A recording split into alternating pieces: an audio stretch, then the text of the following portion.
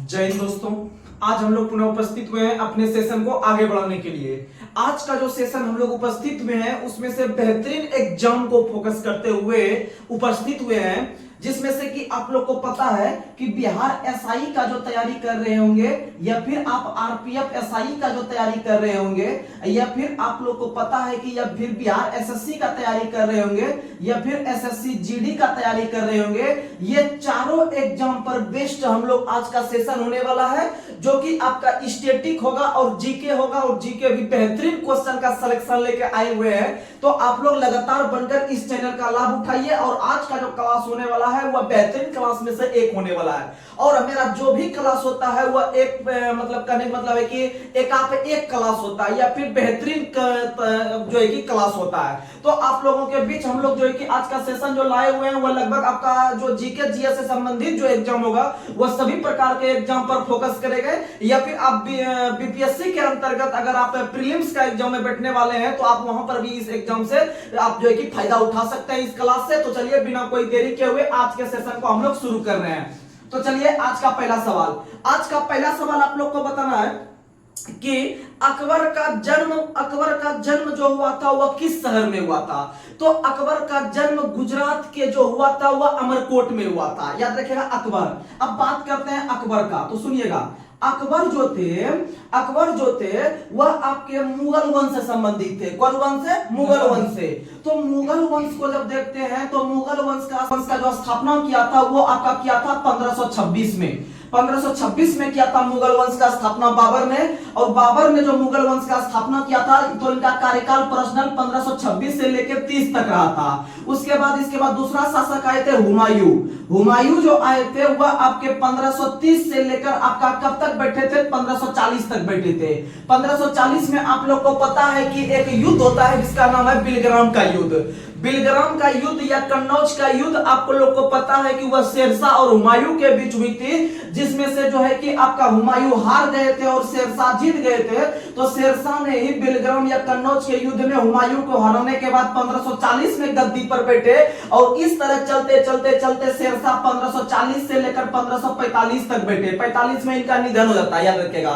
5 वर्ष तक शेरशाह बैठे हैं और शेरशाह का जो संबंध था वह सूर्यवंश से था। सूर्यवंश से था शेरशाह का संबंध। और हुमायूं भाग गया था 1540 में ही, भाग के जो है कि वह जाके सिंध में जाके बस गए थे। उसके कुछ दिन के बाद जब 1545 में जब सूर्यवंश का जो है कि आपका शेरशाह का निधन होता है तो शेरशाह के उत्तराधिकारी विभिन्न प्रकार से बैठते लगभग 1555 तक बैठे। और 1555 में जब बैठे थे तो इनको हराने के लिए दोबारा जो है कि हुमायूं आ गए थे। और 1555 में एक युद्ध होता है सरहिंद का युद्ध। कौन सा युद्ध? सरहिंद का युद्ध, याद रखिएगा। सरहिंद का युद्ध आपका सूर्यवंश के साथ होता है और हुमायूं के साथ होता है। और उसमें सूर्यवंश के जो शासक थे उनको हरा के हुमायूं दोबारा राजगद्दी पर बैठते हैं 1555 में। कब बैठते हैं? 1555 में। और याद रखिएगा कि हुमायूं 1555 में बैठने के बाद जो है कि लगभग 1 वर्ष तक शासन किए। और हुमायूं का निधन आप लोग को पता है दिल्ली के दिनपनहा नगर में। दिल्ली के दिनपनहा नगर में जो है कि हुमायूं का निधन हो जाता है। उसके बाद जो शासक बनते हैं वह बनते हैं अकबर। कौन बनते हैं? अकबर, जिसपे कि हम लोग बात करने वाले हैं। हम लोग मोटा मोटी क्वेश्चन को देख रहे हैं, इस तरह का डेली क्वेश्चन आएगा, हम डेली डिस्कशन करेंगे, आपको याद करवा देंगे। उसके बाद बैठते हैं मुगल वंश के सबसे बेहतरीन शासक, सबसे धर्मनिरपेक्ष शासक, जो कि किसी भी धर्म को एक समान रूप से देखने का काम करते थे। तो अकबर जब बैठे 1556 में, तो याद रखिएगा 1556 से लेकर 1560 तक, 1556 से लेकर 1560 तक यानी अर्थात 4 वर्ष तक जो रहे थे।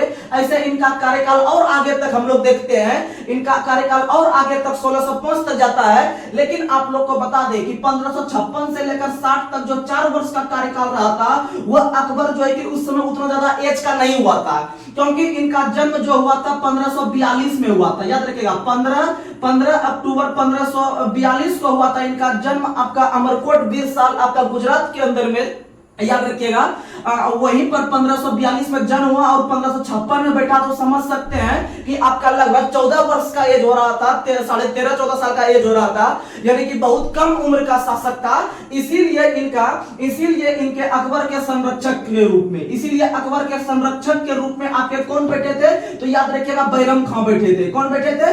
बैरम खां। आप याद रखने का प्रयास कीजिएगा, बैरम खां संरक्षक थे अकबर के।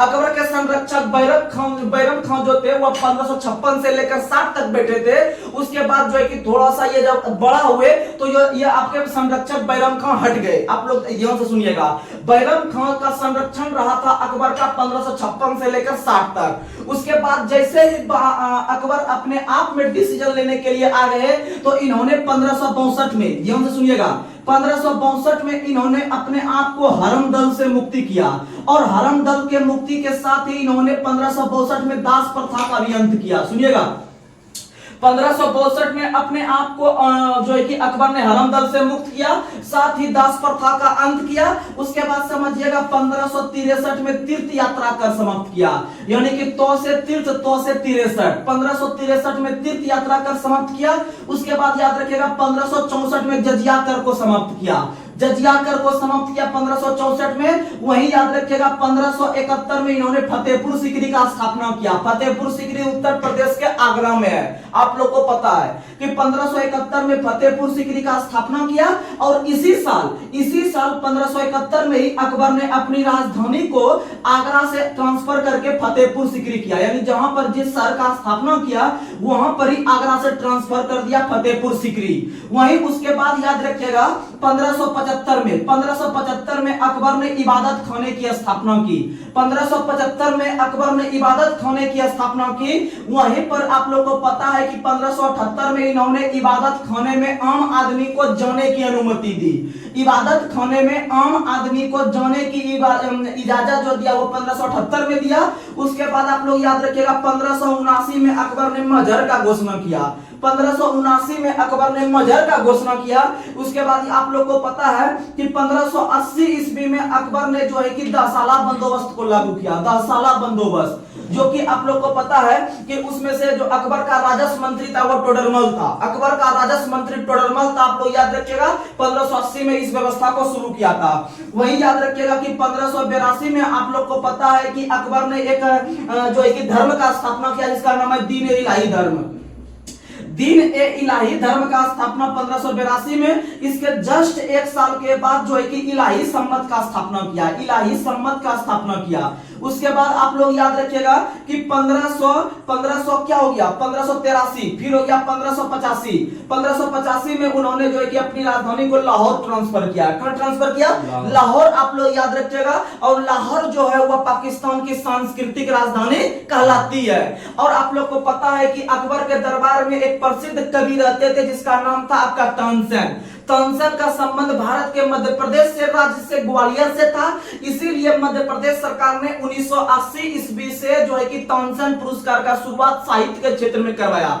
वहीं जो है कि आपका अकबर ने तानसेन को कंठाभरण विलास की उपाधि दिया था। और तानसेन के द्वारा रचित बहुत प्रकार की कृति है, जैसे कि आपका मियां की महलार हो गया, मियां की टोढ़ी हो गया, तो ये सब आप याद रखने का प्रयास कीजिएगा। और अकबर एकमात्र ऐसे शासक हुए हैं जिसके नाम के पहले आपका ग्रेट लगता है। क्या लगता है? ग्रेट लगता है, यानी अपने आप में एक बहुत महत्वपूर्ण शासक हुए थे आपके अकबर। और अकबर एक प्रकार के धर्मनिरपेक्ष शासक थे। कैसे शासक थे? धर्मनिरपेक्ष शासक थे। आप याद रखने का प्रयास कीजिएगा। तो चलिए अब हम लोग आगे बढ़ते हैं। अगला क्वेश्चन आप लोग को बता दें, ये जो हम बाबर बताएं, बाबर का आत्मकथा का नाम है बाबरनामा। बाबरनामा जो है किसकी आत्मकथा का नाम है और यह तुर्की भाषा में लिखा था। तो आप इसी से याद रख लीजिएगा कि बाबर जो थे वो एक तुर्क मुसलमान थे। कैसे मुसलमान थे? तुर्क मुसलमान थे। वहीं आप लोग को पता है कि इसके बाद जो शासक हुमायूं आए थे तो इस पे आधारित भी इनका आत्मकथा का नाम है हुमायूंनामा। हुमायूंनामा।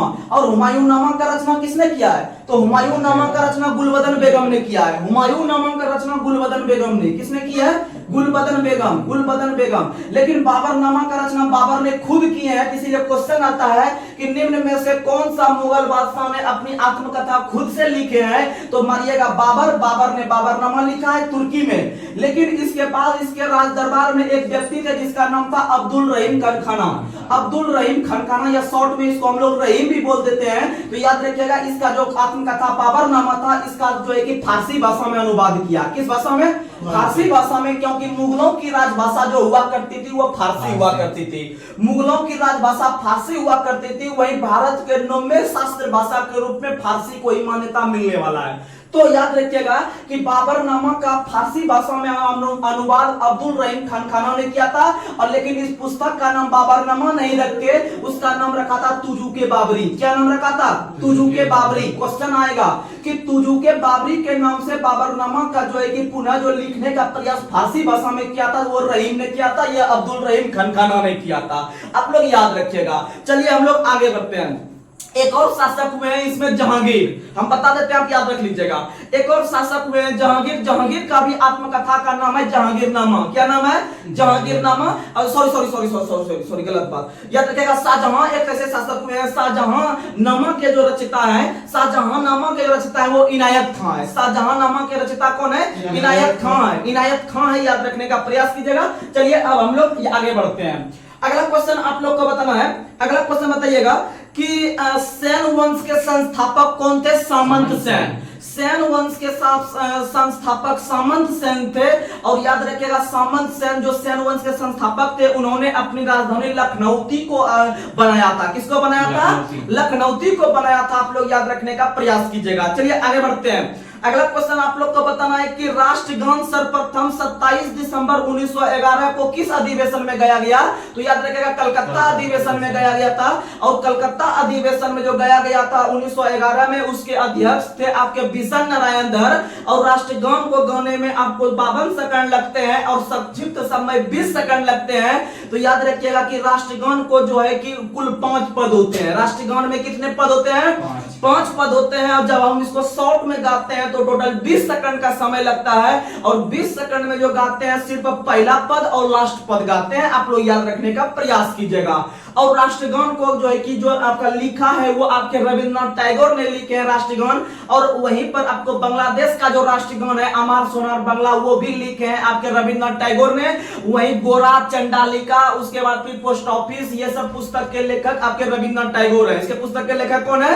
रविंद्रनाथ टैगोर है। आप लोग याद रखने का प्रयास कीजिएगा। और रविंद्रनाथ टैगोर को नोबेल पुरस्कार 1913 में गीतांजलि पुस्तक के लिए दिया गया था। पहले एशियाई व्यक्ति बने थे। लेकिन गीतांजलि पुस्तक का अंग्रेजी में जो अनुवाद करता थे वो W.B. येट्स थे।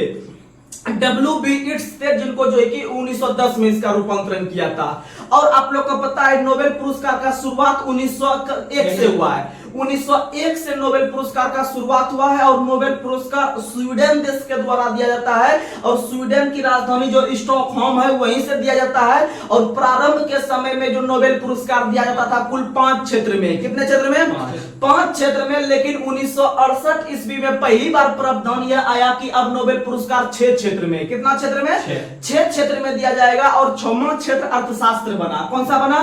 अर्थशास्त्र बना। और भारत के कुल 11 व्यक्ति को नोबेल पुरस्कार दिया गया है। और 11 व्यक्ति में से पहले व्यक्ति आपके रविंद्रनाथ टैगोर बनते हैं 1913 में। दूसरे व्यक्ति सीवी रमन बनते हैं 1930 में। और तीसरे व्यक्ति जो बनते हैं आप लोग को पता है 1968 ईस्वी में हरगोविंद खुराना बनते हैं जेनेटिक कोड के खोज के लिए। वहीं उसके बाद याद रखिएगा 1979 पे ले लेते हैं। 1979 को मदर टेरेसा को नोबेल पुरस्कार शांति के क्षेत्र में दिया गया। और उनके जस्ट 1 साल के बाद 1980 में उनको भारत रत्न भी दिया गया। और उसके बाद 1983 में चंद्रशेखर को दिया गया।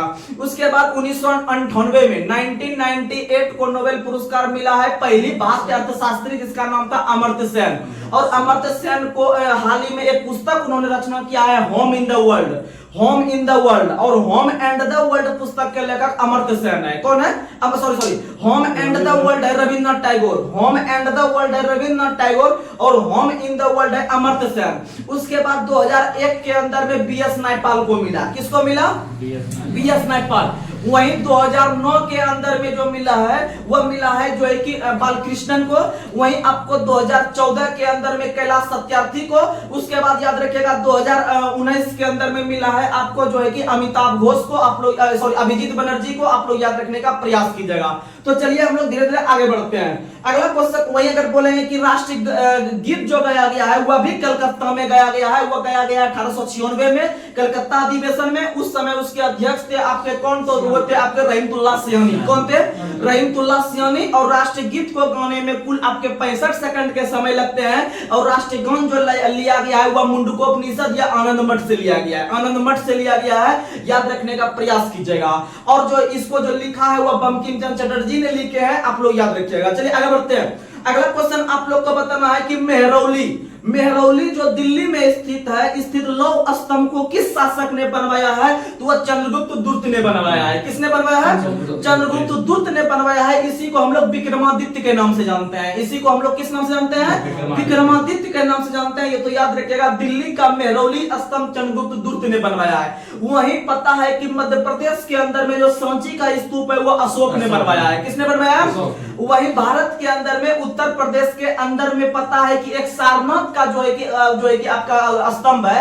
सारनाथ स्तंभ से ही जो है कि भारत का जो है कि आपका क्या लिया गया है, तो राष्ट्र चिन्ह लिया गया है, यानी कि अशोक स्तंभ लिया गया है। उसके बाद अगर हम बात करते हैं कि भारत का राष्ट्रीय नारा क्या है, तो भारत का राष्ट्रीय नारा सर्वमेव जयते है। भारत का राष्ट्रीय नारा सर्वमेव जयते है। वहीं आप लोग को पता है कि भारत के अंदर में जो राष्ट्रीय मिठाई वो जलेबी है, और राष्ट्रीय पशु जो है वह बाघ है, और राष्ट्रीय जल जीव आपका जो है वह आपका कौन है, तो याद रखिएगा डॉल्फिन है, डॉल्फिन है। और राष्ट्रीय विरासत पशु हाथी है। और राष्ट्रीय गान जन गण मन है। राष्ट्रीय गीत आप लोग को पता है कि वह आपका वंदे मातरम है। और राष्ट्रीय गीत राष्ट्रीय गान दोनों को जो है कि आपका 24 जनवरी 1950 को संविधान सभा के अंतिम बैठक के दिन जो है कि अपनाया गया।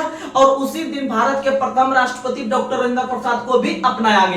वहीं डॉक्टर राजेंद्र प्रसाद 11 दिसंबर 1946 को पहली बार संविधान सभा के अध्यक्ष बने थे अस्थायी रूप से। और पहला बैठक 9 दिसंबर 1946 को जो किया था वह सच्चिदानंद सिन्हा ने किया था। और जो है कि पता है कि वह संविधान सभा के सबसे बुजुर्ग सदस्य थे, सबसे बुजुर्ग सदस्य थे, आप लोग याद रखिएगा। और अंतरिम मंत्रिमंडल का स्थापना, अंतरिम मंत्रिमंडल का स्थापना अच्छा क्वेश्चन है, याद रखिएगा, बिहार एसआई का पूछा हुआ क्वेश्चन है कि हमारे संविधान में अंतरिम मंत्रिमंडल का जो स्थापना किया गया था वो डेट सहित कब किया गया था, तो याद रखिएगा वह किया गया था 2 सितंबर 1946 को। 2 सितंबर 1946 को संविधान सभा में अंतरिम मंत्रिमंडल का गठन किया गया था, आप लोग याद रखिएगा। चलिए आगे बढ़ते हैं। अगला क्वेश्चन आप लोग को बताना है कि बनिहाल दर्रा भारत के किस राज्य में स्थित है, तो बनिहाल दर्रा भारत के जम्मू कश्मीर राज्य में है। किस राज्य में है? जम्मू कश्मीर राज्य में। आप लोग याद रखिएगा, आपको एक ट्रिक देते हैं, ट्रिक से याद रखिएगा, ट्रिक देते हैं। काजप बाबू जो है वह जम्मू कश्मीर में सब है। कहां में है? जम्मू कश्मीर। यानी कि काराकोरम दर्रा मारिएगा, जोजिला दर्रा मारिएगा, फिर पंजाल दर्रा मारिएगा, बड़ा लच्चा दर्रा मारिएगा, बुर्जिल दर्रा मारिएगा, ये सारा कहां मारिएगा? जम्मू कश्मीर मारिएगा। कहां मारिएगा? जम्मू कश्मीर। यानी काजप बाबू जम्मू कश्मीर। काजप बाबू कहां हो गया? जम्मू कश्मीर। तो आप लोग धीरे धीरे हम दर्रा वगैरह भी ज्योग्राफी का टॉपिक स्टार्ट कर दिए हैं, तो उसमें से आप लोग को मिलेगा बहुत सारा टॉपिक, तो आप लोग आराम से तैयारी कीजिएगा। चलिए आगे बढ़ते हैं। अगला क्वेश्चन आप लोग को बताना है, भारत संविधान के किस भाग में पंचायत का वर्णन है, तो पंचायत का वर्णन भाग 9 में है। किसमें है? भाग 9 में। एक बार आपको हम भाग रिकॉल करवा देते हैं क्योंकि इजी क्वेश्चन को गलती नहीं होने देंगे, तो सुनिएगा। भाग 1 में सभी प्रकार के राज्य और केंद्र शासित प्रदेश का वर्णन है। भाग 2 में नागरिकता है, और उसके भाग 2 में क्या है? नागरिकता। भाग 3 में मौलिक अधिकार है। भाग 4 में डीपीएसपी है। भाग 4 के क में मूल कर्तव्य है। भाग 5 में संघ है। भाग 6 में राज्य है। भाग 7 जो है कि क्या है, वह निर्वासित हो गया है, वह खत्म हो गया है। और भाग 8 जो है उसमें से आपका केंद्र शासित प्रदेश है। सुनिएगा, 5 में हो गया केंद्र, 6 में हो गया राज्य, 7 खत्म हो गया, तो बचा 8 में केंद्र शासित प्रदेश, यूटी बच गया। और भाग 9 में हो गया पंचायत। भाग 9 के क में हो गया आपका क्या, तो बोलेगा नगर पालिका। 9 के ख में हो गया आपका क्या, याद रखिएगा, आपका सभी प्रकार के सहकारी समिति। और भाग 10 में SC ST हो गया। और भाग 11 में आपका क्या हो गया, तो भाग 11 में क्या हो गया, भाग 11 में जो हो गया वह केंद्र संबंध हो गया। भाग 11 में क्या हो गया, केंद्र राज्य संबंध हो गया। भाग 12 में वित्त हो गया, भाग 12 में वित्त हो गया। और आप लोग को बता दें कि संपत्ति का अधिकार जो अभी कानूनी अधिकार के रूप में अनुच्छेद 300 के क में जो रखे हैं 44वां 1978 के तहत मोरारजी देसाई के काल में, वह जो है कि अगर पूछे किस भाग में है तो भाग 12 में ही है। भाग 12 में है, वही भाग 13 में व्यापार है, भाग 14 में आपका अधिकरण है, मतलब भाग 14 के क में आपका अधिकरण है, और 14 में जो है वह जो है कि सभी प्रकार के सेवाएं हैं। वही भाग 15 में निर्वाचन है, भाग 15 में निर्वाचन है, और भाग 16 में है आपका कुछ वर्गों के हितों का संरक्षण, और भाग 17 में राजभाषा है, भाग 18 में आपात उपबंध है, और भाग 19 में आपका प्रकीर्ण है, और भाग 20 में संविधान संशोधन है, और भाग 21 में आपका जो है कि संक्रमणकालीन एवं अस्थायी का अधिकार है, और भाग 22 में आपका संविधान का हिंदी में रूपांतरण है, संविधान का हिंदी में रूपांतरण है। और आप लोग को बता दें कि भारतीय संविधान का पहली बार हिंदी में रूपांतरण 1987 में हुआ है। कब हुआ है? 1987 में हुआ है, आप लोग याद रखिएगा। और हमारे संविधान को अपनी हाथों से लिखने वाले व्यक्ति जो थे वो आपके जो थे प्रेम बिहारी नारायण रायजादा थे। उन्होंने 1 भी रुपया लिखने का खर्च नहीं लिया था। और याद रखिएगा कि हमारे संविधान को संविधान सभा ने जो अपनाया हुआ आपका 26 नवंबर 1949 को अपनाया, और उसी दिन जो है कि हम लोग संविधान दिवस मनाते हैं। और 26 नवंबर 1949 को लगभग कुल 15 अनुच्छेद लागू कर दिए गए थे। तो याद रखिएगा आंशिक रूप से हमारा पहला संविधान जो लागू हुआ 26 नवंबर 1949 से लागू हुआ, लेकिन पूर्णतः 395 अनुच्छेद 26 जनवरी 1950 से लागू हुआ, जिसे हम लोग गणतंत्र कहते हैं। क्या कहते हैं? यानी भारत एक गणतंत्रात्मक देश बना 1950 में, और भारत एक आपका संप्रभुत्व संपन्न राज्य बना 1947 में। उसके बाद 1977 में 1977 में भारत एक समाजवादी राज्य बना। भारत एक समाजवादी राज्य बना क्योंकि भारतीय संविधान के प्रस्तावना में जो 3 शब्द जोड़े गए थे उसमें से एक शब्द था समाजवादी। यानी कि 3 जनवरी 1977 को 3 जनवरी 1977 को भारत जो है कि एक समाजवादी राज्य बना। आप लोग याद रखिएगा। और 3 शब्द जो थे वो आपके एकता थे, अखंडता थे, उसके बाद आपका कौन थे? समाजवादी थे। आप लोग याद रखिएगा। ये तीनों शब्द आपका जो जोड़ा गया 42वां 1976 के तहत इंदिरा गांधी के समय जोड़ा गया, याद रखिएगा। चलिए हम लोग अब एक बार आपको अनुसूची क्लियर करवा देते हैं जो है कि लगले हाथ। तो अनुसूची 1 में जो सभी प्रकार के राज्य और केंद्र शासित प्रदेश का वर्णन है, और अनुसूची 2 में जो है कि सभी प्रकार के जितने भी सरकारी पद हैं उनको क्या देंगे? वेतन। क्या देंगे? वेतन। अनुसूची 2 में पहले वेतन देंगे, तब 3 में शपथ दिलाएंगे, याद रखिएगा। अनुसूची 2 में हो गया वेतन, अनुसूची 3 में हो गया शपथ। लेकिन भारत के अंदर में 3 ऐसे संवैधानिक पद हैं जिनको जो है कि अनुसूची 3 के तहत शपथ नहीं दिलाते हैं। तो भैया कौन कौन है? तो एगो राष्ट्रपति है, एगो उपराष्ट्रपति है, एगो राज्यपाल है। ये तीनों जो पदाधिकारी है ये किसी ना किसी अनुच्छेद के तहत शपथ लेते हैं। तो कौन कौन से अनुच्छेद के तहत शपथ लेते हैं? तो राष्ट्रपति अनुच्छेद 60 के तहत, और उपराष्ट्रपति अनुच्छेद 69 के तहत, और राज्यपाल 159 के तहत। राज्यपाल 159 के तहत। किसी भी राज्य में जो राज्यपाल होता है उसकी नियुक्ति राष्ट्रपति के द्वारा अनुच्छेद 155 के तहत की जाती है। राज्यपाल की नियुक्ति 155, बहुत अच्छा क्वेश्चन है, याद रखिएगा। और राज्यपाल जो शपथ ग्रहण करते हैं, राज्यपाल जो शपथ ग्रहण करते हैं वह किस अनुच्छेद के तहत? तो राज्यपाल जो शपथ ग्रहण करते हैं अनुच्छेद 159 के तहत। तो याद रखिएगा भारत के अंदर में जितने भी संवैधानिक पद है जिनका वर्णन हमारे भारतीय संविधान के किसी अनुच्छेद में देखने के लिए मिलता है, लेकिन 3 ऐसे पद राष्ट्रपति, उपराष्ट्रपति और राज्यपाल, 3 ऐसे पद हैं जो कि अनुसूची 3 के तहत शपथ नहीं लेते हैं। याद रखिएगा ये किसी ना किसी अनुच्छेद के तहत। तो आप ये तीनों अनुच्छेद याद रखिएगा, एग्जाम में आता है। उसके बाद बात करते हैं अनुसूची 4 का। तो अनुसूची 4 में देखिएगा, अनुसूची 4 जब माइंड में आएगा तो आपको याद रखना है 4 शब्द उसमें लिखा हुआ है, यानी डीपीएसपी।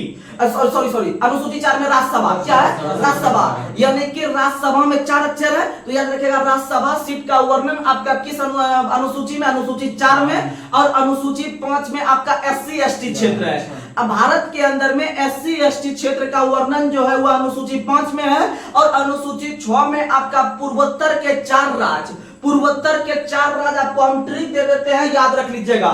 अनुसूची 6 अनुसूचित 6 जैसे भी एग्जाम में आए तो आपके माइंड में क्लिक करना चाहिए, ये पूर्वोत्तर के 4 राज्य का वर्णन करता है। कितने राज्य का?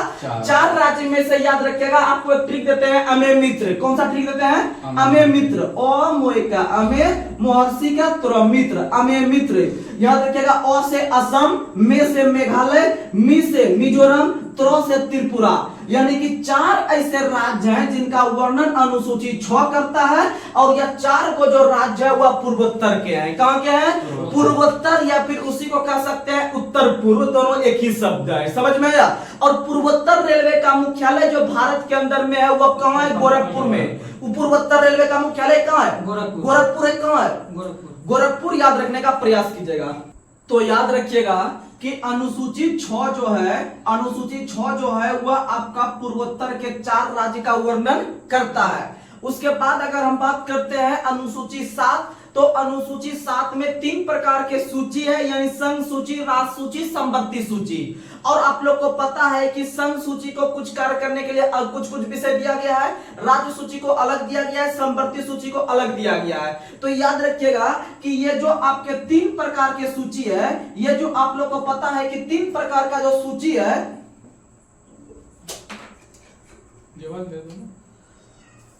ये जो 3 प्रकार का जो सूची है, ये 3 प्रकार का सूची याद रखिएगा, आपका संघ सूची है, उसके बाद फिर आप लोगों को पता है कि एक राज्य सूची है, उसके बाद पता है कि एक संवर्ती सूची है। ये 3 प्रकार के सूची है, और 3 प्रकार के सूची में कुछ विषय इसको कार्य करने के लिए दिए गए हैं, कुछ विषय इनको दिए गए हैं, और कुछ विषय इनको दिए गए हैं। समझने का प्रयास कीजिएगा। तो सूची की संख्या जो है, या फिर आपका सूची जो है, या फिर आपका कौन से अनुसूची का है? तो 7वीं अनुसूची का।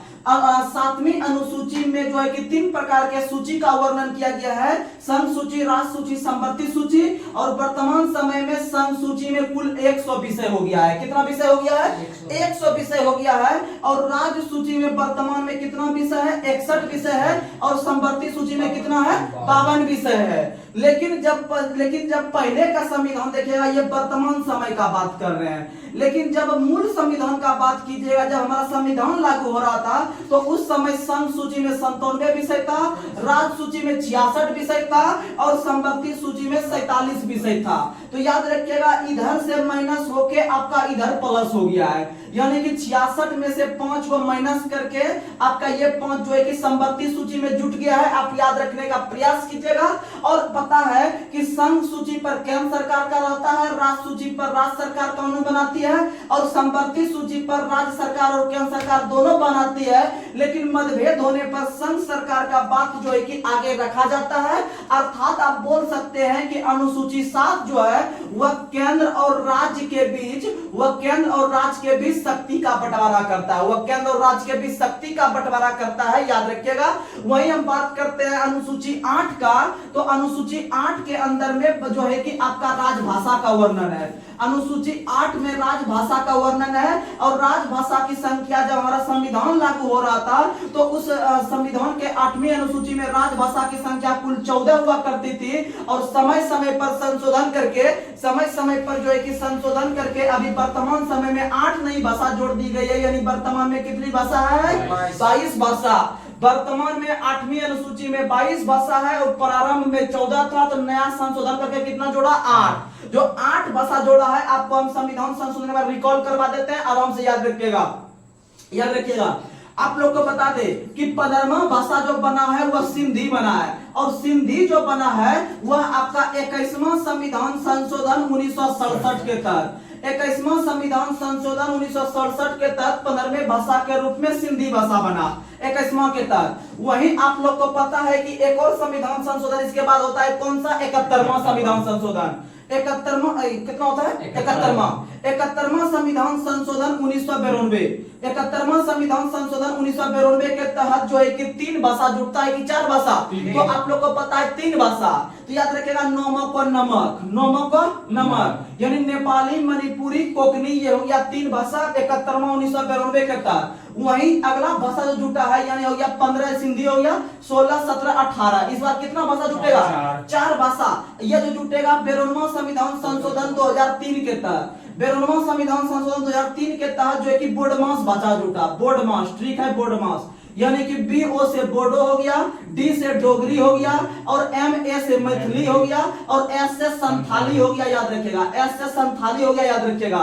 यानी कि बोडो, डोगरी, मैथिली, संथाली ये 4 भाषा जुटा और वर्तमान में 22 भाषा है और संविधान संशोधन करके निम्न भाषा को जोड़ा गया है और इसमें कहीं भी अंग्रेजी भाषा नहीं है। और याद रखिएगा अंग्रेजी और राजस्थानी जो है कि इसमें जुटने के कगार पे है लेकिन अभी तक जुटा हुआ नहीं है। और भारत का एकमात्र राज्य नागालैंड है जहां का राज्य की भाषा अंग्रेजी है, जहां का राज्य की भाषा क्या है, अंग्रेजी है, याद रखने का प्रयास कीजिएगा। चलिए हम लोग आते हैं और याद रखिएगा अब आते हैं 9वीं अनुसूची। कौन सी अनुसूची?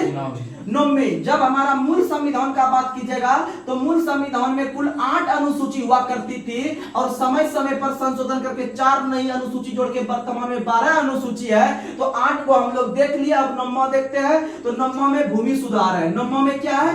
भूमि सुधार है। और यही भूमि सुधार या 9वां अनुसूची एकमात्र ऐसा अनुसूची है भारत संविधान में जिसको लेकर हम किसी संविधान का जो है कि हम किसी कोर्ट का शरण नहीं ले सकते हैं, अर्थात ये न्यायालय में इसको जो है कि परिवर्तनीय नहीं है। लेकिन आगे चलकर 2007 में इसमें परिवर्तन करके थोड़ा बहुत मामले में हम जा सकते हैं, हाईकोर्ट, याद रखने का प्रयास कीजिएगा। वहीं अनुसूची 10, 2 से 10, 2 से दल बदल और दल बदल जो जोड़ा गया वो आप लोग को पता है कि 52वां संविधान संशोधन 1985, 52वां संविधान संशोधन 1985 के तहत राजीव गांधी के काल में जो है कि दल बदल को जोड़ा गया। और दल बदल जब जोड़ा गया था तो उस समय जो है कि 1/3 भाग पर लागू होता था, लेकिन वर्तमान में 2/3 भाग पर लागू होता है। और इसका हम वीडियो भी अच्छा से बना चुके हैं अनुसूची का, आप लोग प्ले लिस्ट में देख सकते हैं। उसके बाद अनुसूची आता है अनुसूची 11। अनुसूची 11 में क्या है तो पंचायती राज है। अनुसूची 11 में पंचायती राज है और पंचायती राज को जो जोड़ा गया अनुसूची 11 को वो जोड़ा गया आपका 73वां संविधान संशोधन 1992 के तहत। 73वां संविधान संशोधन 1992 ईस्वी के तहत जोड़ा गया। उसके बाद 12वां अगर अनुसूची देखते हैं तो 12वां अनुसूची आपका नगर पालिका से संबंधित है और इसको जो जोड़ा गया 74वां संविधान संशोधन 1993 के तहत। और यह दोनों जो काम हुआ है वह पीवी नरसिम्हा राव के काल में हुआ है, पीवी नरसिम्हा राव के काल में हुआ है, याद रखने का प्रयास कीजिएगा।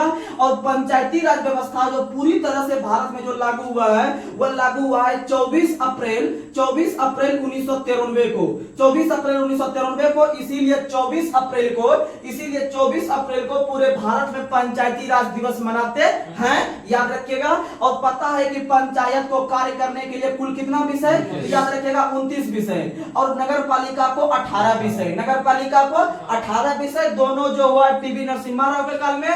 और आप लोग को बता दे कि भारत के अंदर जितने भी ओबीसी समुदाय हैं, भारत के अंदर में जितने भी ओबीसी समुदाय है उनको पता है कि ओबीसी जो कैटेगरी है उनको 27% का आरक्षण दिया गया है। कितना परसेंट का? 27% का आरक्षण दिया गया है। और 27% का जो आरक्षण दिया गया है वह कौन प्रधानमंत्री के समय दिया गया है? तो याद रखिएगा कि ओबीसी समुदाय को जो 27% आरक्षण दिया गया है वह दिया गया है वीपी सिंह के काल में। किसके काल में? वीपी सिंह प्रधानमंत्री बने थे, यानी विश्वनाथ प्रताप सिंह प्रधानमंत्री बने थे।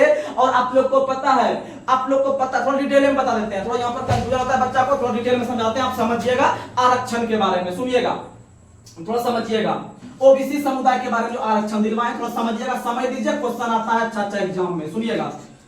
आप लोग को पता है कि पहली बार भारत में जब संविधान लागू हुआ था 1950 में, तो उस समय ओबीसी समुदाय वगैरह को आरक्षण कुछ नहीं दिया गया था। तो सुनिएगा, उस समय सिर्फ आरक्षण एससी एसटी समुदाय को दिया गया था, क्योंकि आप लोग को पता है कि एससी और एसटी को जो है कि आपको बताए थे अनुच्छेद 330, अनुच्छेद 331, अनुच्छेद 332, अनुच्छेद 333 आपको बताए थे कि अनुच्छेद 333 में जो है कि लोकसभा में एससी एसटी को जो है कि आरक्षण दिया गया है। और उसके बाद बताए थे 331 में कि लोकसभा में एंग्लो इंडियन को जो है कि आरक्षण दिया गया है। वहीं बताए थे 332 में कि विधानसभा में एससी एसटी को आरक्षण दिया गया है। और यहाँ पर बताए थे कि विधानसभा में एंग्लो इंडियन को आरक्षण दिया गया था। लेकिन कहीं पर ओबीसी को आरक्षण हम लोग नहीं पढ़ते थे मूल संविधान में। लेकिन जब आगे चलकर ओबीसी समुदाय के वर्ग के लोगों ने भी मांग किया एससी एसटी के तहत कि हम, मेरे अंदर में भी गरीबी है, हमको भी स्पेशल करके आरक्षण दीजिए, तो याद रखिएगा पहली बार इस मांग को जस्ट ज्यादा दिन नहीं 1953 ईस्वी में मामला उठ गया। 1953 ईस्वी में मामला उठा था, जवाहरलाल नेहरू के समय उठा था। और उस समय जो है कि आप लोगों को पता है कि उस समय एक व्यक्ति का नाम था काका कालेलकर। क्या नाम था? काका कालेलकर की अध्यक्षता में पहली बार ओबीसी समुदाय को जो है कि आरक्षण देने का बात किया गया, लेकिन यह सफल नहीं हो पाया। और भारत के अंदर में पहली बार 1979 को जो है कि 1979 को जो है कि आरक्षण देने का प्रावधान किया गया। और याद रखिएगा वह मंडल कमेटी ने सिफारिश किया था। कौन कमेटी ने? मंडल। ये इसका पूरा नाम है बिंदेश्वरी मंडल। क्या नाम है? बिंदेश्वरी मंडल नाम के व्यक्ति ने ही अपने एक समिति का स्थापना करके 1979 में जो है कि ओबीसी समुदाय को जो है कि आरक्षण देने का बात किया। और आगे चलकर जो है कि आप लोग को पता है कि अंततः 1990 में सुनिएगा आरक्षण देने का बात 1979 में किया जो है कि बीपी मंडल ने। ये क्वेश्चन बहुत हाईलाइट है, 100% गारंटी है एग्जाम में आएगा और बहुत बार आ चुका है, इसलिए आप याद रखिएगा। 1979 में क्वेश्चन पूछेगा कि ओबीसी समुदाय को जो 27% का जो आरक्षण दिलाने का काम किया वो कौन सी समिति? तो ऑप्शन में इधर बिंदेश्वरी सब कुछ नहीं रहेगा, सिर्फ इतना हो रहेगा मंडल समिति। कौन समिति? मंडल। और ऐसे भी मंडल समिति जो आते हैं, ये मंडल जो कास्ट आते हैं अधिकतर स्टेट में आपके ओबीसी समुदाय के अंतर्गत रखे गए हैं। सुनिएगा, तो 1979 में सिफारिश किया और यह 1980 में अपना रिपोर्ट दिया। लेकिन आपको रिपोर्ट वाला ईस्वी याद नहीं रखना है, आपको ये वाला ईस्वी याद रखना है और ये वाला ईस्वी याद रखना है। तो पहली बार 1990 ईस्वी में उस समय प्रधानमंत्री चल रहे थे वीपी सिंह चल रहे थे। कौन चल रहे थे? वीपी सिंह भारत के प्रधानमंत्री थे। और वीपी सिंह यानी विश्वनाथ प्रताप सिंह, और वही विश्वनाथ प्रताप सिंह जिसको कि आप लोग को पता है कि अविश्वास प्रस्ताव के तहत उनको हटाए हैं, अविश्वास प्रस्ताव के तहत उनको हटाए हैं विश्वनाथ प्रताप सिंह को। और विश्वनाथ प्रताप सिंह ने ही पहली बार मुहर मार के 1990 ईस्वी में ओबीसी समुदाय को 27% का आरक्षण दिया गया। और आज का भारत जो 2024 का भारत देख रहे हैं उसमें ओबीसी समुदाय 27% पर ही सीमित है। 27% का ही लाभ उठा के आगे विभिन्न प्रकार के एग्जाम में बैठने का काम करते हैं। लेकिन आप लोग को याद रखना, उठा है 1979 में बात मंडल में, लेकिन इसको फाइनली मुहर कब पड़ा? 1990 में दिया। लेकिन जब इनको भी आरक्षण, लेकिन पहली बार कौन समिति आया था? काका कालेलकर। पहली बार काका कालेलकर, फिर मंडल आया 79 में और 79 ने ही आपका 27% आरक्षण दिया। 1990 में वीपी सिंह प्रधानमंत्री थे। लेकिन आप लोग को बता दे कि जब यह मामला, जब ओबीसी समुदाय को भी आरक्षण मिल गया तो यह मामला पहुंच गया जनरल कैटेगरी के पास। किसके पास पहुंच गया? यानी जो जनरल कैटेगरी में आते थे, जनरल वाला भी मांग करने लगा कि अब हमको भी दीजिए आरक्षण, हम SC ST को संविधान में पढ़ रहे थे और ओबीसी को बचा हुआ था, सोचे कि चलो वो मेरा कम से कम दोस्त को बचा हुआ है तो इसको जो है कि इसके साथ हम चलेंगे। लेकिन ओबीसीओ को आप दे दिए 27%। अब तो मेरे अंदर में थोड़ी है कि मेरे यहाँ सब अमीर आदमी है जनरल में, मेरे अंदर में भी या फिर मेरे कैटेगरी में बहुत गरीब आदमी है। तो सुनिएगा, तो जनरल का मामला जब आगे बढ़ने लगा, यानी कि यहाँ पर बीपी सिंह बेचारा इसको आरक्षण देके 27% ये अविश्वास प्रस्ताव के तहत हट गए। और उसके बाद आए आपके पीवी नरसिम्हा राव आए प्रधानमंत्री। कौन आए? और यह पीवी नरसिम्हा राव जो है कि धरा गए, यह पीवी नरसिम्हा राव रडार में आ गए ना। कहते हैं कि जो काम करके, जैसे मेला वगैरह में जाइएगा, मेला में मार करने वाला कोई अलगे आदमी रहता है, वो मार करके साइड हो जाता है और जो उसका मैन जाता है 4-5 गो बंदा उसके पीछे, वो जो है कि दम आ जाता है। ऐसा होता है कि नहीं होता है? वो पकड़ा जाता है मूड में। तो याद रखिएगा उसी तरह से कि आपका यहाँ पर ये आरक्षण देके बीपी सिंह निकल गए। लेकिन ये जो पीवी नरसिम्हा राव थे, ये पीवी नरसिम्हा राव जनरल के रडार पे आ गए। बोला अब आप ही आए हैं, आप ही सब हम बदला लेंगे। तो याद रखिएगा पीवी नरसिम्हा राव बेचारा क्या बोले, अच्छा कोई बात नहीं है, आप लोग शांत हो जाइए, आपको हम 10% आरक्षण देते हैं। क्या करते हैं? देते हैं 10% आरक्षण। लेकिन बेचारा फाइनली वो सफल नहीं हो पाया उस काम में, वो पास नहीं हो पाया लोकसभा राज्यसभा में। सुनिएगा, तो ये असफल हो गया। क्या हो गया? असफल हो गया। लेकिन आप लोग को पता है कि भारत के अंदर राजनीति बहुत अपने चरम उत्कर्ष पे है, यानी कि चरमोत्कर्ष पे है। यानी कि भारत के राजनेता जो है कि अपने सीट को बचाने के लिए आरक्षण का हद को या सीमा को पार कर सकते हैं, ऐसा कोई बड़ी बात नहीं है। जब नरेंद्र मोदी की सरकार आगे आए आपके 2014 ईस्वी में, तो याद रखिएगा कि 2014 ईस्वी में जब आए तो उसके बाद जो है कि वो आरक्षण वगैरह का पहला बार तो जीत गए 14 में, लेकिन 14-5-19 के बाद देखा कि हमको जनरल कैटेगरी का ज्यादा वोट नहीं मिल रहा है, ठीक है, जनरल कैटेगरी का।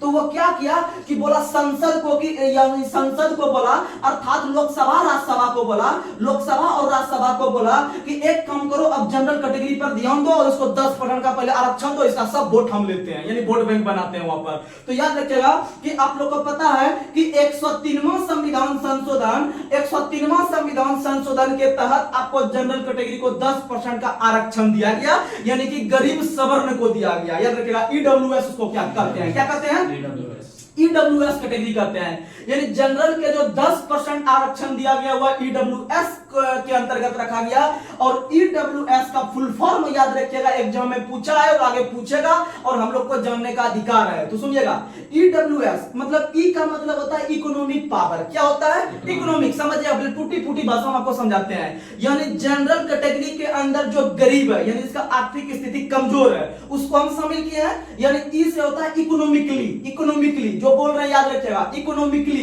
वो उसके बाद होता है वो कमजोर होता है, यानी कि वीकर होता है। क्या होता है, वीकर होता है, यानी economically weaker section, economically weaker section, economically weaker section याद रखिएगा। और भारत के अंदर में मोदी जी, भारत के अंदर में जहां पे मोदी जी है, जहां पर इनका घर है, कहां पर घर है, गुजरात। भारत के अंदर में मोदी जी का पर्सनल घर गुजरात है और गुजरात ही भारत के अंदर में पहला राज्य बना जिन्होंने गरीब सवर्ण यानी कि जनरल कैटेगरी को 10% आरक्षण देने का काम किया राज्य स्तर पे। समझ में आया? तो याद रखिएगा, राज्य स्तर पे पहली बार गुजरात में दिया है, मोदी जी खुद उसमें बढ़ चढ़कर हिस्सा ले रहे थे, इसीलिए वहां पर पास करवाए। और भारत के अंदर में 103 संविधान संशोधन जो है कि 2019-20 के अंतर्गत देने का काम किए।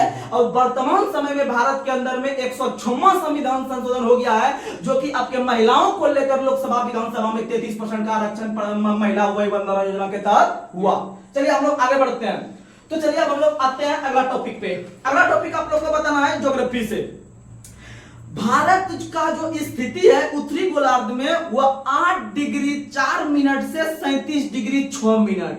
भारत का उत्तरी गोलार्ध में आप लोग देखिएगा मैप में, तो भारत उत्तरी गोलार्ध से लेकर पूर्वी देशांतर में है, उत्तरी गोलार्ध से लेकर पूर्वी देशांतर में है। तो उसी में से आप लोग बहुत कंफ्यूज करते होंगे, इस पे हम लोग आगे वीडियो भी बनाएंगे, आप टेंशन नहीं लीजिएगा। अक्षांश देशांतर किसी भी जगह का समय कैसे निकालेंगे, एक नंबर अच्छा से क्लास बताएंगे। लेकिन अभी हम लोग ऑब्जेक्टिव क्वेश्चन कर रहे हैं, तो थोड़ा सा समझिएगा। जैसे ये मान लीजिए पृथ्वी अगर इस तरह से लाइन है, तो इस तरह से अगर लाइन है, ऊपर में होता है उत्तर, नीचे होता है दक्षिण, इधर होता है पूरब, इधर होता है पश्चिम, इधर होता है पश्चिम। और इस तरह का जो ऊर्ध्वाधर लाइन होता है, इसको हम लोग देशांतर कहते हैं। क्या कहते हैं, देशांतर कहते हैं। और इस तरह से जो लाइन खींचा हुआ रहता है, इसको अक्षांश कहते हैं। क्या कहते हैं, अक्षांश कहते हैं। यानी भारत इधर पूर्व दिशा में और इधर उत्तर में, यानी इस बीच में स्थित है। यानी कुछ भाग उसका अक्षांश में है, कुछ भाग देशांतर में है। आप लोग याद रखने का प्रयास कीजिएगा। और यहाँ पर पता है कि भूमध्य रेखा बीचों बीच गुजरती है। और जब भारत यहाँ पर है, तो आप लोग याद करते होंगे कि ये 0 डिग्री है, 0 डिग्री से ऊपर बढ़ते हैं 23.5 डिग्री है, और 23.5 डिग्री को ही कर्क रेखा कहते हैं। क्या कहते हैं, कर्क रेखा।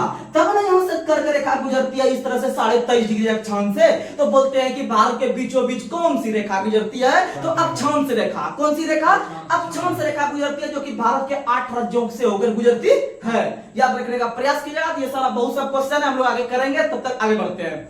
अगला क्वेश्चन आप लोग को बताना है, और ये हो गया आपका 8 डिग्री 4 मिनट 37 डिग्री 6 सेकंड तक जो होता है वो उत्तरी अक्षांश। और पूर्वी देशांतर में जो होता है, पूर्वी देशांतर में याद रखिएगा 68 डिग्री 7 मिनट से 97 डिग्री 25, यानी कि लगभग 30 डिग्री का अंतर होता है। इसीलिए 30 चौके 120, यानी 2 घंटा हम निकालते हैं समय, देशांतर के आधार पर ही समय निकालते हैं। आगे बढ़ते हैं। अगला क्वेश्चन, भारत का क्षेत्रफल कितना है, 32,87,263। 32,87,263 वर्ग किलोमीटर भारत का क्षेत्रफल है। अगर आपसे क्वेश्चन पूछे, कि अच्छा बताइए, तो हम लोग ढेरी याद किए हैं बहुत बार कि भारत का क्षेत्रफल के आकार से जो रैंक आता है वो 7वां स्थान आता है क्षेत्रफल से। लेकिन इससे पहले कौन कौन बड़ा है आप वो बताइए हमको। अगर आ जाएगा कि क्रम सजाने के लिए, तो ऐसा क्वेश्चन पीसीएस लेवल के एग्जाम में आता है कि इसका क्रम सजाइए, यानी कूट वगैरह करके आता है, का नॉलेज ज्यादा चेक करता है। तो सुनिएगा, आपको हम ट्रिक देते हैं, आप याद रखिएगा। ट्रिक देते हैं, रुख जो आदमी कहीं जा रहा होता है ना, कहते हैं रुक अभी हम भी आ रहे हैं, तो सुनिएगा पहला अक्षर रुक याद कीजिएगा, रुक। उसके बाद रुकने जो बोल रहे हैं वो चीन को रुकने बोल रहे हैं, तब ना चीन को रोक के जो है कि भारत जनसंख्या में आगे भाग गया, यानी कि हम रोक रहे हैं किसको, चीन को। याद रखिएगा पहला अक्षर रुक चीन, और जब रुक चीन के पास जब पहुंच गए तब बोलते हैं अब आ, यानी कि अब ओ आके आ, कहानी खत्म। इसके बाद भारत ही आता है, इसके बाद भारत ही आता है, यानी 1 2 3, यानी इसको चीन को पूरा एक ही गिनना है, इसको गिनना है 1 2, ये हो गया 3, ये हो गया 4, ये हो गया 5, ये हो गया 6, और सातवां पे अपना भारत, सातवां पे अपना भारत। यानी कि पहला स्थान रूस का, रूस से रूस, को से कनाडा, को से कनाडा, यानी विश्व का दूसरा सबसे बड़ा क्षेत्रफल की दृष्टि से कौन है, कनाडा। कौन है, कनाडा। और कनाडा जो पड़ता है वह उत्तरी अमेरिका का सबसे बड़ा देश है। उत्तरी अमेरिका का सबसे बड़ा देश कनाडा है, और दक्षिणी अमेरिका का सबसे बड़ा देश ब्राजील है। कौन है, ब्राजील। और याद रखिएगा ब्राजील का वर्तमान में राजधानी ब्राजीलिया है, और ब्राजील का जो उससे पहले राजधानी हुआ करता था वह रियो डी जेनेरो हुआ करता था, क्योंकि आप लोग को पता है 2016 का जो ओलंपिक खेल हुआ था वह रियो डी जेनेरो ब्राजील में ही हुआ था, समझे। और 2020 में जो होने वाला था वो टोक्यो में, लेकिन वह हुआ 21 में आके, और 24 का पेरिस में होने वाला है, और जिसमें कि भारत की तरफ से जो झंडा लेके जाने वाले हैं ध्वजवाहक के रूप में वो शरद कमल जाने वाले हैं। शरद कमल करंट में बता दिया, याद आ गया तो आगे एग्जाम में भी आएगा। 2024 के ओलंपिक खेल में भारत के तरफ से जाने वाले जो ध्वजवाहक होंगे पेरिस में वो होंगे शरद कमल, और शरद कमल जो है वह आपके टेबल टेनिस के खिलाड़ी हैं। किसके खिलाड़ी हैं, टेबल टेनिस के खिलाड़ी हैं, याद रखने का प्रयास कीजिएगा। तो चलिए हम लोग आगे बढ़ते हैं। तो रूस हो गया, को से कनाडा हो गया, चीन से चीन बना लेंगे, ठीक। और उसके बाद ओ से क्या बना लेंगे, अमेरिका। देखिएगा यहाँ पर अंतर है, यहाँ पर आ लिखे हैं, आ से ऑस्ट्रेलिया बनाएंगे, क्या बनाएंगे, ऑस्ट्रेलिया। खाली ओ से अमेरिका बनता है, इसीलिए हल्का हल्का बारीक को लेकर चलना पड़ेगा, तभी एग्जाम निकलता है। तो ओ से हो गया अमेरिका, फिर बो से हो गया ब्राजील। क्या हो गया, ब्राजील, यानी दक्षिण अमेरिका का सबसे बड़ा देश ब्राजील, उत्तरी अमेरिका का सबसे बड़ा देश कनाडा, और कनाडा की राजधानी ओटावा।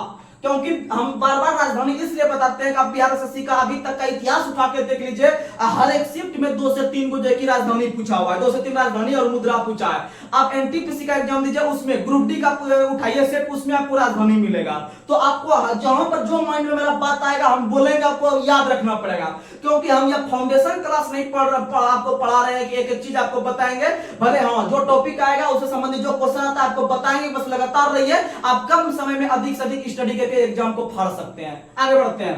फिर आ से हो गया ऑस्ट्रेलिया, आ से क्या हो गया, ऑस्ट्रेलिया। उसके बाद अपना सातवां देश कौन हो गया, भारत। कौन हो गया, भारत। आप याद रखने का प्रयास कीजिएगा। चलिए आगे बढ़ते हैं। अगला क्वेश्चन आप लोग को बताना है। अगला क्वेश्चन बताइए, भारत का उत्तर से दक्षिण में विस्तार कितना है, तो आप लोग को बता दे।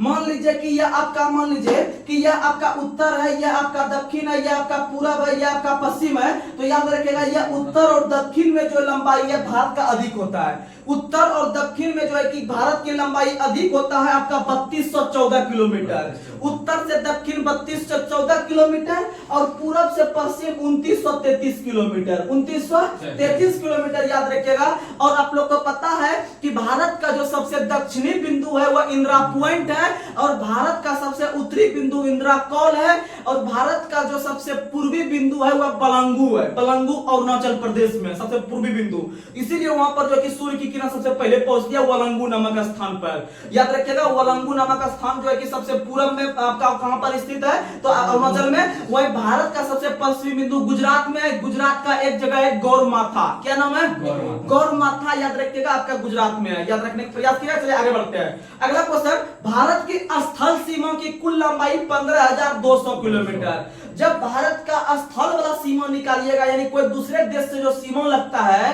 तो वहां पर जो मिट्टी से मिट्टी में सीमा लगता है उसको स्थल सीमा कहते हैं, और कुल लंबाई जोड़िएगा तो वह पूरेगा 15,200 किलोमीटर। 15,200 किलोमीटर याद रखिएगा। वहीं अगर आप समुद्री सीमा ज्ञात कीजिएगा, क्या ज्ञात कीजिएगा, समुद्री सीमा जब ज्ञात कीजिएगा तो यानी कि तट भाग की लंबाई हो जाएगा 7516 किलोमीटर। 7516 किलोमीटर। वहीं मुख्य तट की लंबाई, यानी मुख्य तट का मतलब हो गया कि जो सबसे फेमस वगैरह तट है, यानी कि जो मुख्य तट होता है, जैसे कि आप कन्याकुमारी जाते हैं घूमने के लिए, जब उस तरह का आप तट को देखिएगा तो उस तट की लंबाई याद रखिएगा 6100 किलोमीटर। ये तीनों क्वेश्चन अपने आप में बेहतरीन क्वेश्चन है, बेहतरीन वीवीआई क्वेश्चन है। कुल अगर पूछेगा स्थल सीमा की लंबाई 15,200, कुल पूछेगा आपका समुद्र की लंबाई तो 7516 किलोमीटर, और मुख्य तट की दोनों से इंपोर्टेंट ये है, मुख्य तट की लंबाई 6100, मुख्य तट की लंबाई 6100। जब आप लगातार बन के चलिएगा तो आपको याद हो जाएगा। आगे बढ़ते हैं, अगला क्वेश्चन, बांग्लादेश से कौन कौन सी सीमा भारत का लगती है? तो भारत के अंदर में कुल 5 ऐसे राज्य हैं, भारत के अंदर में कुल 5 ऐसे राज्य हैं जिसकी सीमा बांग्लादेश से लगती है। लेकिन बहुत सारे छात्र जो है कि आप लोग को याद नहीं रहता होगा, आप लोग मैप देखते होंगे फिर बार बार कंफ्यूज कर जाते होंगे, तो उसके लिए वैसे छात्र के लिए हम जुगाड़ लेके आए हैं। तो बस मेरे जुगाड़ को आप ध्यान से सुनिएगा, आपको बांग्लादेश से संबंधित जो राज्य लगती है सीमा वो कभी नहीं कंफ्यूज कीजिएगा। तो आइए हम जुगाड़ को ढूंढते हैं। तो सुनिएगा, आपको अभी हम डिस्कशन में अभी बताए थे अनुसूची 6, अनुसूची 6 बताए थे। अनुसूची 6 में बताए थे पूर्वोत्तर के 4 राज्य, पूर्वोत्तर के 4 राज्य बताए थे, उसके लिए ट्रिक बताए थे अमेय मित्र, अमेय मित्र बताए थे, अमेय मित्र और यानी असम, मेघालय, मिजोरम, त्रिपुरा, ये 4 राज्य हो गए। हम बांग्लादेश से जुगाड़ कर रहे हैं, यानी यहां का सेटल करके वहां भी मेरा काम हो जाता है, दोनों जुगाड़ हो जाएगा। यानी कि अमेय मित्र जो अनुसूची 6 में है इसको उठा लेना है 4 राज्य को, और आप लोग को पता ही है कि आपका पश्चिम बंगाल बांग्लादेश से सटा हुआ ही है, ये तो सबको पता है। जो कंपटीशन तैयारी नहीं भी कर रहे हैं उनको भी बता देंगे कि ये जो पश्चिम बंगाल एरिया है ना, हम लोग उधर जाते हैं तनिको काम करने के लिए, घूमने के लिए, तो वहां से बांग्लादेश दिखाई पड़ता है, ऐसे भी कोई बोल देता है, यानी पश्चिम बंगाल से। तो सुनिएगा, इसका मतलब है कि यहाँ पर एगो और किसको सटा देंगे, वेस्ट बंगाल को सटा देंगे, आपका काम बन गया। यानी कि असम, मेघालय, मिजोरम, त्रिपुरा और बंगाल जो है यह आपका बांग्लादेश से सीमा लगाता है। किसे सीमा लगाता है? बांग्लादेश से सीमा लगाता है। आप लोग आराम से याद कर लिए। चलिए अब हम लोग आगे बढ़ते हैं, यह हो गया पश्चिम बंगाल। अगला क्वेश्चन आप लोग बताइएगा कि भारत का जो सीमा है वह कितने राज्य नेपाल से लगती है? किससे लगती है? नेपाल से लगती है। तो आप लोग को बता दे एक ट्रिक कि बहुत लड़का को तो नेपाल याद होता होगा, लेकिन जो भूल जाते होंगे तो उनके लिए हम ट्रिक बताते हैं। तो याद रखिएगा ट्रिक किसके लिए बता रहे हैं? तो याद रखिएगा हम लोग किसके लिए बता रहे हैं? नेपाल के लिए। किसके लिए बता रहे हैं? नेपाल के लिए। तो नेपाल के लिए ट्रिक तो ऐसे कोई खास उपयुक्त नहीं है, क्योंकि इसको अगर आप मैप देखिएगा तो, क्योंकि पता है नेपाल जो है कि सबसे पहले उत्तराखंड से लगती है, उत्तराखंड से जो उसके बाद फिर कहां जाती है? उत्तर प्रदेश। उत्तराखंड के बाद उत्तर प्रदेश, उत्तर प्रदेश से बिहार, उत्तर प्रदेश से बिहार, बिहार के बाद फिर कहां जाती है? तो बिहार के बाद फिर आप लोग को पता है पश्चिम बंगाल, पश्चिम बंगाल के बाद कहां? सिक्किम, पश्चिम बंगाल के बाद कहां? सिक्किम। तो ये आप याद कर सकते हैं, कोई बड़ी बात नहीं है। यानी कि उत्तराखंड, उत्तर प्रदेश, बिहार, बंगाल, सिक्किम, ये हो गया आपका नेपाल के साथ। ठीक। और आप लोग को पता है कि अगर हम पूछे कि जो है कि म्यांमार के साथ कौन कौन लगता है, तो म्यांमार के साथ आपको हम ट्रिक देते हैं, क्योंकि यहां से क्वेश्चन आता है, आपको हम ट्रिक देते हैं, याद रखिएगा, जो है कि म्यांमार के साथ। तो आपको ट्रिक देते हैं अरुणा मामी म्यू, यानी कि अरुणा से 2 राज्य निकाल लेंगे, मामी से 2 राज्य निकाल लेंगे, और म्यू से म्यांमार समझ लेंगे। म्यू से क्या समझेंगे? म्यांमार। आप यकीन मानिए जब एग्जाम में आता है क्वेश्चन ना कि निम्न में से कौन सी राज्य म्यांमार से सीमा साझा नहीं करती है, तो अच्छा बच्चा का हक्का पक्का हो जाता है कि हम क्या मारे नहीं मारे। तो आप याद रखिएगा अरुणा मामी म्यू, यानी कि अरुणा से 2 राज्य निकाल लीजिएगा। अरुणा को ऐसे लिखिएगा, ये वाला नौ लिखिएगा, ठीक है। तो और से अरुणाचल निकाल लेंगे। क्या निकाल लेंगे? अरुणाचल। नौ से नागालैंड, और मो से मेघालय, मो से क्या निकाल लेंगे? मेघालय। मी से मिजोरम, मी से क्या निकाल लेंगे? मिजोरम। समझ में आया कि नहीं? तो आप लोग आराम से याद रखिएगा, जो है कि आपका कम हो जाएगा। ये जो आपका मो से है ये मेघालय नहीं, ये मिजोरम याद रखिएगा। क्या याद रखिएगा? मिजोरम। यानी कि अरुणा मामी म्यू से समझ लेना म्यांमार, अरुणा से अरुणाचल और नागालैंड, और मामी से एगो से मी से हो जाएगा मिजोरम, और सॉरी एगो सभी क्या बताए थे?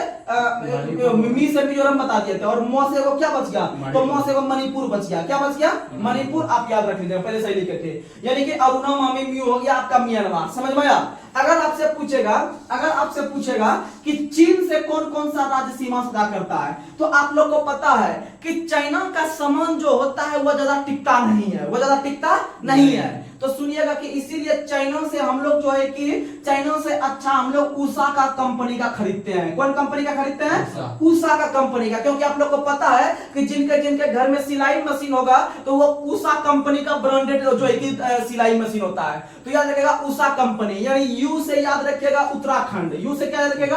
उत्तराखंड, यू से याद रखेगा उत्तराखंड। उसके बाद फिर एस से याद रख लीजिएगा आप लोग क्या? सिक्किम, एस से सिक्किम, एस से क्या होगा? हिमाचल, एस से क्या होगा? हिमाचल। और फिर ए से होगा अरुणाचल, ए से क्या होगा? अरुणाचल। उसके बाद ए को पता है कि वहां पर बार बार आपका लद्दाख से मार होते रहता है। किससे मार होते रहता है? लद्दाख से। आप लोग याद रखिएगा कि चाइना सामान खरीद के हम वहां पर कौन सामान खरीदेंगे? उषा का।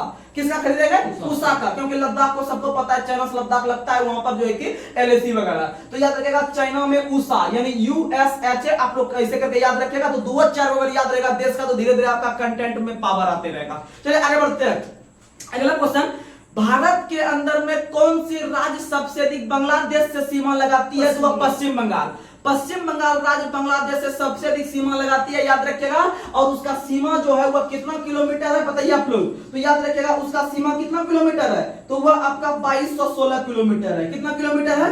2200। अब देखिएगा बहुत बच्चा यहाँ कंफ्यूज करके हो गए होंगे। बहुत को लगता है कि बांग्लादेश से जो लगता है वह आपका 4200 लगभग किलोमीटर लगता है। कितना किलोमीटर लगता है? 4200 किलोमीटर लगता है। लेकिन आप लोग को बता दे 4200 या फिर आपका 4000 के अप्रॉक्स लगता है। कितना किलोमीटर लगता है? 4000 के अप्रॉक्स लगता है। लेकिन ये जो आपका 4000 है यह आपका पांचों राज्य मिला के है, पांचों राज्य बांग्लादेश से मिला के है। जो आपको ट्रिक बताए थे अमेमित्र और पश्चिम बंगाल, वो पांचों राज्य का जब जोड़िएगा आपका सीमा तब जुड़ पूरेगा 4000 के अप्रॉक्स। लेकिन स्पेशल जो पश्चिम बंगाल का सीमा है वो बांग्लादेश से कितना लगता है? 2216, क्योंकि पश्चिम बंगाल से सबसे लंबी सीमा आपका बांग्लादेश से सबसे लंबी सीमा आपका करती है पश्चिम बंगाल। और स्पेशली पश्चिम बंगाल जो है 2216, यानी इसमें से 5 राज्य में अगर बांग्लादेश का घटाइएगा तो इसमें से जो माइनस होगा वो 4 राज्य का बचेगा। कितना राज्य का बचेगा? 4 राज्य का। समझ में आ रहा है कि ना रहा है? तो समझिएगा। चलिए आगे बढ़ते हैं। अगला क्वेश्चन आप लोग को बताना है कि भारत का सबसे दक्षिणतम बिंदु इंदिरा पॉइंट है। इंदिरा पॉइंट का पुराना नाम क्या है? तो इंदिरा पॉइंट का 2 पुराना नाम है। एक का नाम है पार्किंसंस पॉइंट। कौन सा पॉइंट? Parkinson's point. और दूसरा पॉइंट का नाम है पिग्मेलियन पॉइंट। क्या नाम है? पिग्मेलियन पॉइंट और पार्किंसंस पॉइंट इंदिरा पॉइंट का पुराना नाम है, याद रखिएगा। और आप लोग को पता है कि ये जो इंदिरा पॉइंट है वह भूमध्य रेखा से 876 किलोमीटर के दूर पर है। इंदिरा पॉइंट जो है आपका तमिलनाडु के पास कन्याकुमारी के आसपास का क्षेत्र वह 876 किलोमीटर भूमध्य रेखा अर्थात जो है कि 0 डिग्री से दूर है। आगे बढ़ते हैं। अगला क्वेश्चन आप लोग को बताना है कि प्रसिद्ध कोलाबा पॉइंट, जो बोल रहे हैं सब याद करने वाला कंटेंट है। प्रसिद्ध कोलाबा पॉइंट मुंबई में है। कहां में है? मुंबई में। वहीं प्रसिद्ध पॉइंट कालीमेरे, पॉइंट कालीमेरे तमिलनाडु में है। पॉइंट कोलाबा मुंबई, पॉइंट कोलाबा मुंबई और पॉइंट कालीमेरे जो है वह तमिलनाडु में है। और point Pedro Jaffna, point Pedro Jaffna जो है वो आपका श्रीलंका में है। और दांत का मंदिर भी श्रीलंका में है। दांत का मंदिर भी श्रीलंका में है, याद रखिएगा। आगे बढ़ते हैं। भारत और चीन के बीच सीमा जो है उसका नाम क्या है? मैकमोहन रेखा। भारत और चीन के बीच सीमा रेखा का नाम है मैकमोहन रेखा। और मैकमोहन रेखा का निर्धारण 1914 में हुआ था। कब हुआ था? 1914 में हुआ था, याद रखिएगा। और 1914 में जो हुआ था वह शिमला में हुआ था। कहां में हुआ था? शिमला में हुआ था। और आपको पता है कि चाइना से जो है कि हिमाचल प्रदेश भी संबंध रखती है। और हिमाचल प्रदेश का राजधानी शिमला है। और शिमला जो में ही आपका 1914 में मैकमोहन रेखा का निर्धारण हुआ था, यानी वहां पर फैसला हुआ था। आगे बढ़ते हैं। अगला क्वेश्चन आप लोग को बताना है कि भारत और अफगानिस्तान के बीच डुरंड रेखा का निर्धारण 1896 में हुआ था। कब हुआ था? 1896 में भारत और अफगानिस्तान के बीच हुआ था।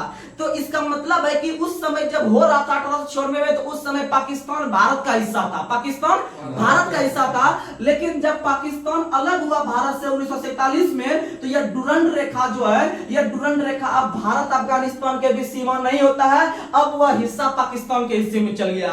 तो याद रखिएगा वर्तमान समय में जो डुरंड रेखा है वह पाकिस्तान और अफगानिस्तान के बीच है, पाकिस्तान और अफगानिस्तान के बीच है। और पाकिस्तान की राजधानी इस्लामाबाद है और अफगानिस्तान की राजधानी काबुल है। अफगानिस्तान की राजधानी कहां है?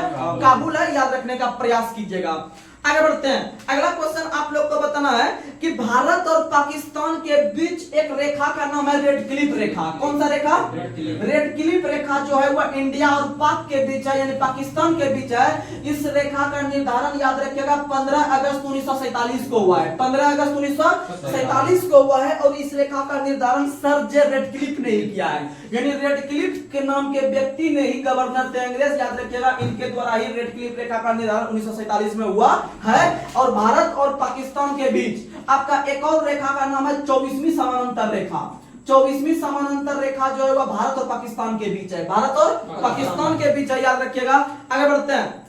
अगला क्वेश्चन बताना है कि भारत और नेपाल के बीच कौन सी नदी सीमा बनाती है? तो भारत और नेपाल के बीच काली नदी सीमा बनाती है। कौन सी नदी? काली नदी सीमा बनाती है। और पता है आप लोग को कि नेपाल के अंदर में आपका हिमालय की पहाड़ी है या फिर हिमालय पर्वत है। और हिमालय पर्वत जो है उसकी सबसे ऊंची चोटी का नाम माउंट एवरेस्ट है। और माउंट एवरेस्ट की ऊंचाई 8,848 से कम नहीं चलेगा, 8,848.86 मीटर, 0.86 मीटर याद रखने का प्रयास कीजिएगा।